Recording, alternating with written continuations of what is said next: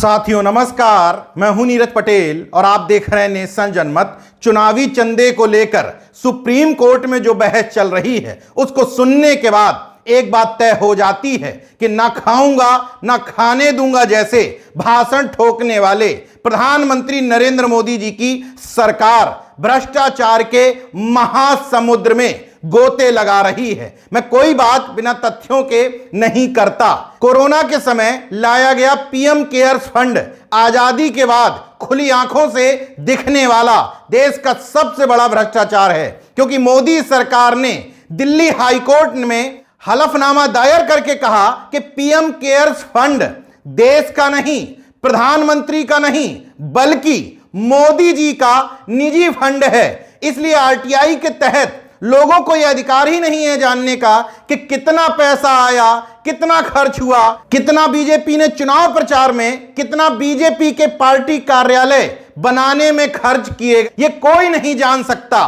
क्योंकि ये निजी फंड है। जब मर्जी होगी बताएंगे, नहीं मर्जी होगी नहीं बताएंगे। जबकि कोरोना के समय में आपदा में अवसर खोजते हुए सरकारी कर्मचारियों से जबरन पैसे वसूले गए। जिसका मन था उसने तो दिए ही, जिसका मन नहीं था उसकी सैलरी से काट लिए गए। जब जनता हिसाब मांगती है तो महाभ्रष्टाचारी लोग कहते हैं जाओ हम हिसाब नहीं देंगे। ऐसी ही दादागिरी इलेक्टोरल बॉन्ड यानी कि चुनावी चंदे के साथ भी की जा रही है। सुप्रीम कोर्ट में देश के अटॉर्नी जनरल आर वेंकट रमणी सरकार का पक्ष रखते हुए कहते हैं कि हम सब कुछ जनता को नहीं बता सकते, जनता को सब कुछ जानने का हक नहीं है, इसलिए हम नहीं बताएंगे कि हमें चुनावी चंदा किस धन्ना सेठ ने, किस बिजनेसमैन ने दिया है। लेकिन इनडायरेक्टली ये कहने का मकसद यही था कि हम अडानी जी के हेलीकॉप्टर में बैठे चुनावी चंदे के रूप में कितना भी पैसा ले लें, जनता को नहीं बताएंगे।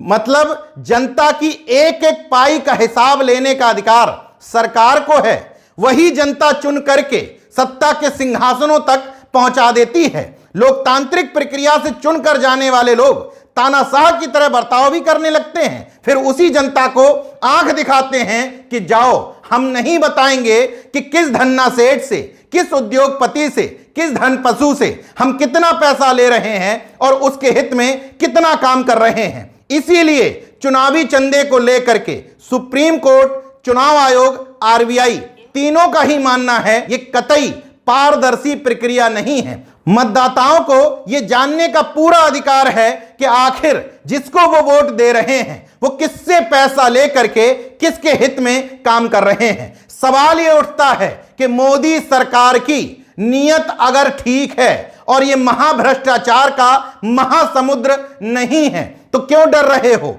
क्यों जनता के सामने, सुप्रीम कोर्ट के सामने डिस्क्लोज नहीं करते कि मुझे फलानी जगह से इतना पैसा मिला है? राहुल गांधी ने एक प्रेस कॉन्फ्रेंस में जो तोते की कहानी सुनाई कि राजा की जान तोते में थी, वो यहां सही होती प्रतीत हो रही है। ये जो राजा है इसकी आत्मा इसके अंदर नहीं है, इसकी आत्मा वहां पे पिंजड़े में एक तोता बैठा है, उस तोते के अंदर है। उस तोते को जाके आप पकड़ लीजिए, राजा खत्म हो जाएगा। बहुत इंटरेस्टिंग कहानी है, क्योंकि नरेंद्र मोदी जी की आत्मा अदानी में है।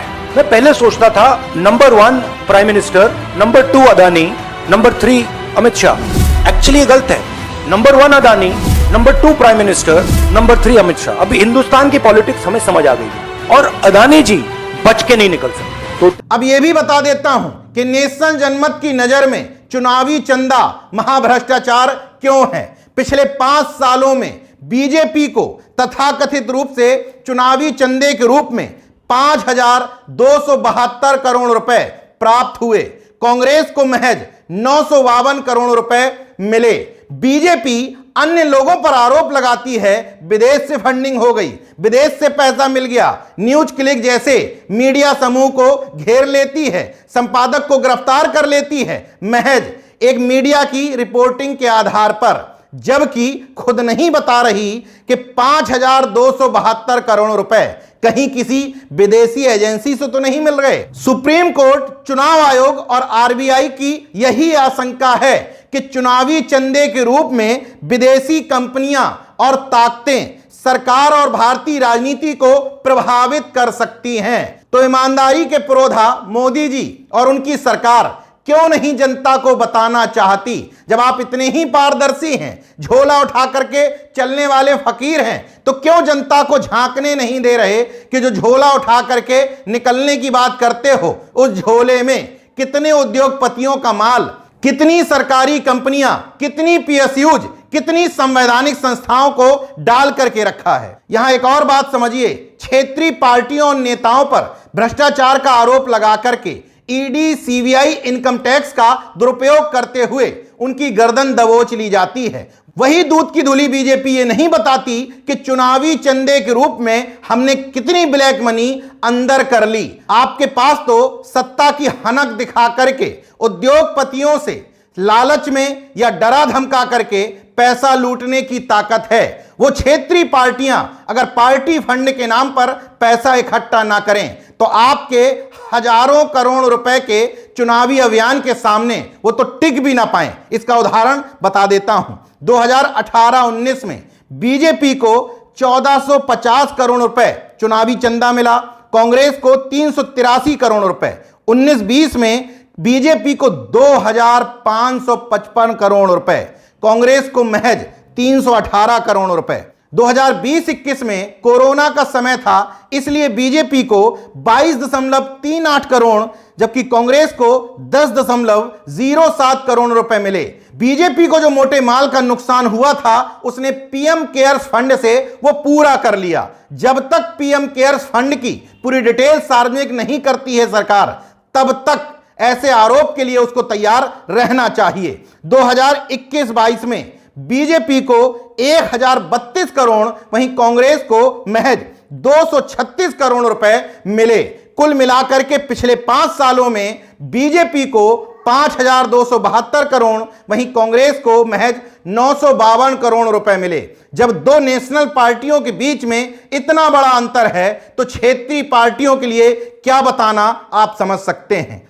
बहरहाल इस वीडियो को आपके सामने लाने का मकसद सिर्फ इतना था, जो कहता था ना खाऊंगा ना खाने दूंगा, देश नहीं बिकने दूंगा, वो अंदर से पूरी तरीके से भ्रष्टाचार का पुरोधा है। उद्योगपति मित्रों से पैसा लेकर के उद्योगपतियों के हित में नीतियां बनाता है और उन्हीं के लिए प्रत्यक्ष और अप्रत्यक्ष तौर पर काम करता है। अगर मेरा बयान गलत है तो सुप्रीम कोर्ट में मोदी सरकार कह दे कि हमें जितना भी चुनावी चंदा मिला है हम उसकी पूरी डिटेल अपनी जनता के लिए, अपने मतदाताओं के लिए, मेरे जैसे आलोचकों के लिए ना सही, अपने अंधभक्तों के लिए ही जारी करेंगे।